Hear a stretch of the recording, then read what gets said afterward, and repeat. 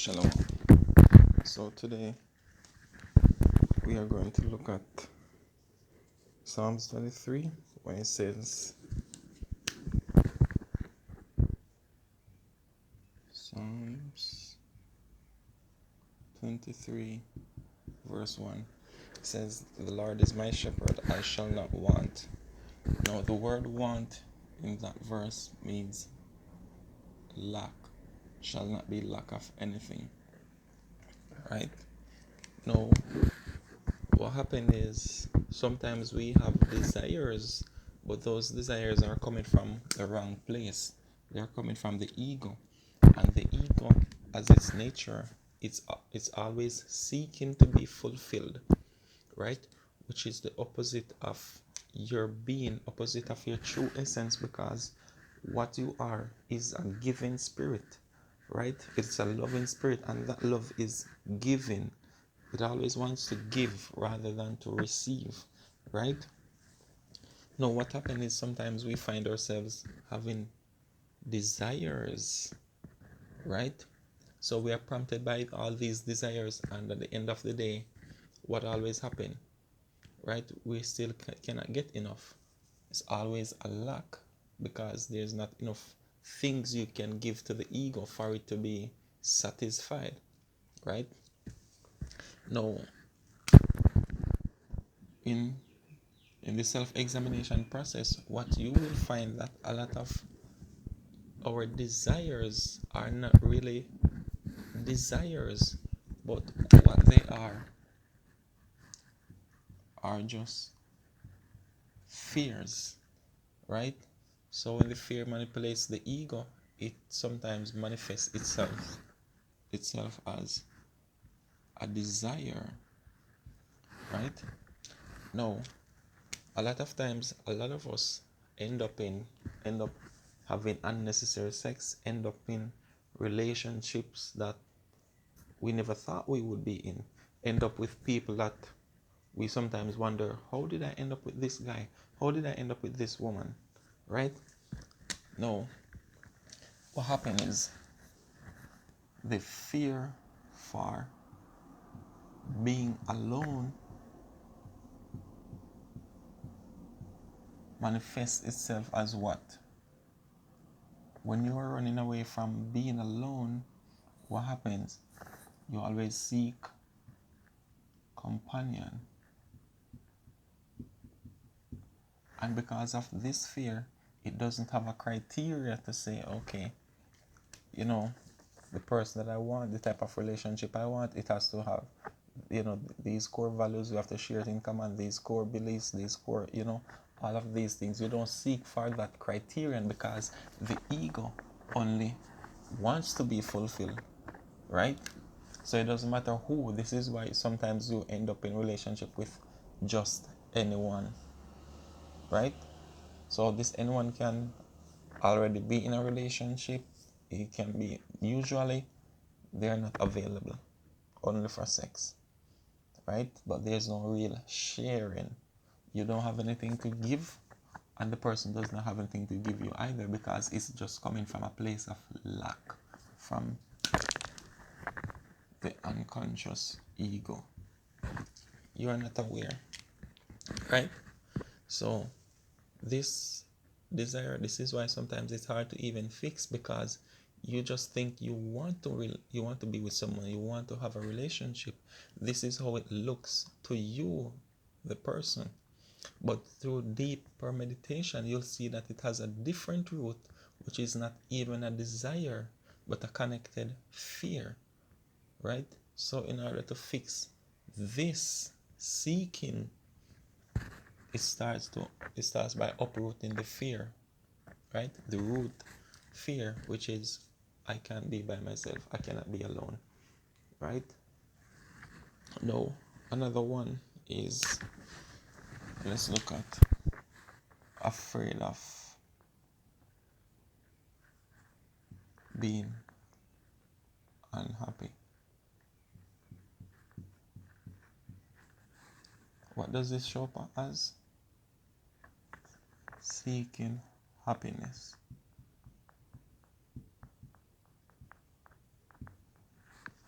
right? So what happens is a lot of us cannot just live a normal life if you're not going out on the weekends, if you're not doing things with friends, families, your partner. It's like you feel as if you're unhappy, right? As I said earlier, this sense of lack, this ego, is always seeking to be fulfilled. So it's always seeking for something to do, some form of activity, right? Now think about this. What if you're just looking through your photos and you thought about, oh, when you were at the beach with your friends or at a certain event with your family or a certain place with your partner, right? Then you want to do that again. You want to, whatever that event was, you want to do it again. So now you want to call up your friends and go back to the beach, to wherever, right?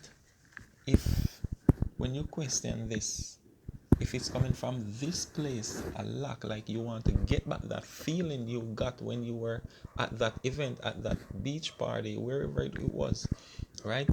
If it's something you want to get to be fulfilled, then it's coming from the wrong place, right?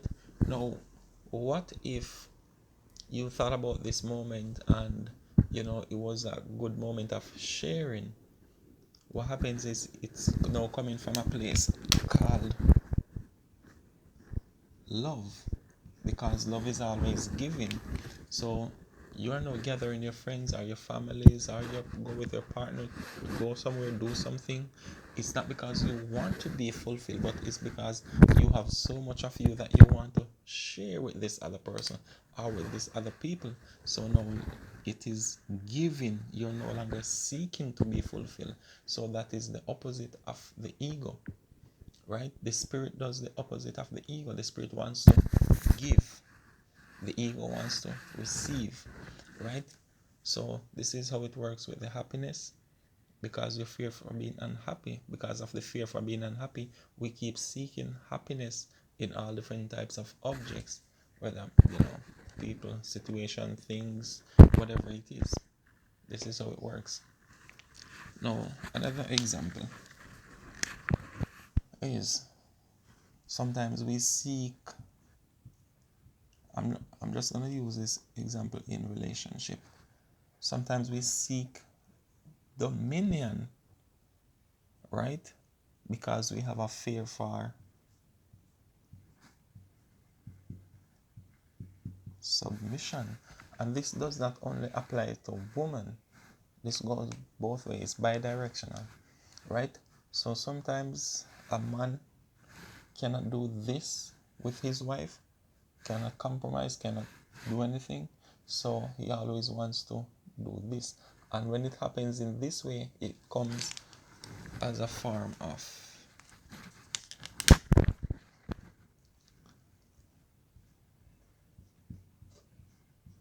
control, right? So sometimes it makes the relationship very dysfunctional, because it's no longer what that masculine the masculine thing does to have dominion, but in a righteous way. It's now seeking control. You want to control the other person, you want to control things, you want to control emotions, you want to control everything. It's not coming from the right place. So because of our fear for submission, we keep seeking this form of dominion, and this, when it happens in this way, it turns out into a form of manipulation and control, right? Because it's coming from the ego. The ego always wants to rule over things. It always wants to have the last say. It's always wanting these things. It's always lacking, right? Cannot get enough of. So again, this urge for seeking control is usually a fear for submitting one to another, right? And all these things work both ways. So the same thing for the man is actually the same thing for the woman. Good. So how do we fix all of this? Lack, through proper self examination.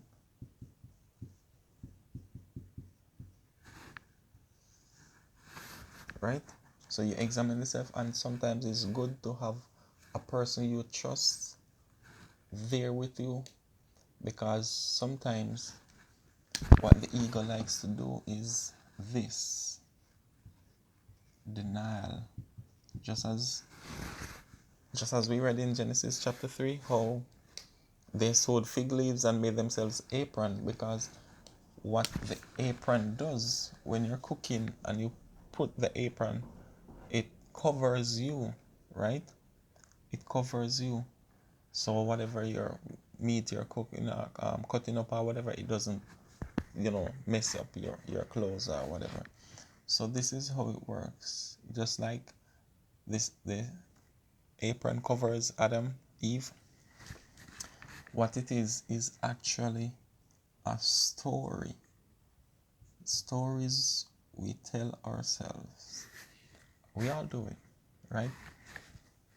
Stories we tell ourselves to cover the experience, because the experience is the truth. Absent the story, the actual experience, that is the truth. What we do, we don't normally speak of the actual experience. We speak of what we think and feel about the experience, right?